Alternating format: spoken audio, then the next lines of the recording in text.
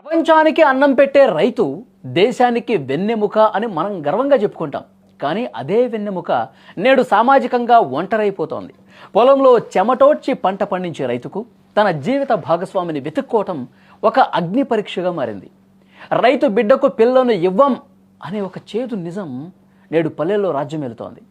పట్టణ నాగరికత స్థిరమైన ఉద్యోగాల మోజులో పడి రేపటి తరం అన్నదాతలను పెళ్లి చేసుకోవటానికి యువతులు వారి తల్లిదండ్రులు వెనకడుగు వేస్తున్నారు.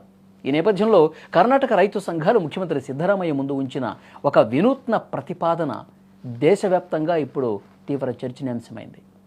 ఇటీవల జరిగిన కర్ణాటకలో బడ్జెట్ సన్నాహక సమావేశం ఒక చారిత్రాత్మక డిమాండ్కి వేదికైంది. వ్యవసాయం చేసే యువకులను వివాహం చేసుకునే యువతులకు ప్రభుత్వం తరఫున 10 లక్షల ఫిక్స్డ్ డిపాజిట్ చేయాలని రైతు నేతలు డిమాండ్ చేశారు. వ్యవసాయం వైపు యువతను, ముఖ్యంగా యువతులను ప్రోత్సహించాలంటే ఇటువంటి విప్లవాత్మకమైన నిర్ణయాలు అవసరమని వారు వాదించారు.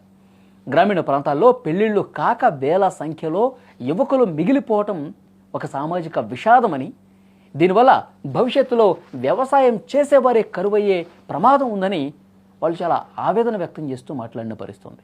అయితే కేవలం పెళ్లి కానుకతోనే సమస్య తీరదని గుర్తించిన రైతు సంఘాలు వ్యవసాయాన్ని ఒక గౌరవప్రదమైన వృత్తిగా మార్చేందుకు మరికొన్ని ప్రతిపాదనలు కూడా బడ్జెట్ ముందు తీసుకొచ్చాయి.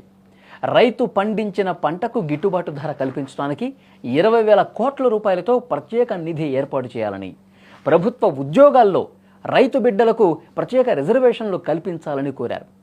అలా పెండింగ్లో ఉన్న భూ వివాదాల పరిష్కారం, నాణ్యమైన విత్తనాలు, ఎరువుల సరఫరా వంటి మౌలిక అంశాలను కూడా వాళ్ళు ప్రస్తావించారు. మరి బడ్జెట్లో ముఖ్యమంత్రి సిద్ధరామయ్య ఈ పెళ్లి కానుక డిమాండ్పై ఎలాంటి నిర్ణయం తీసుకుంటారో, అన్నదాతల జీవితాల్లో కొత్త వెలుగులు నింపుతారో లేదో వేచి చూడాలి.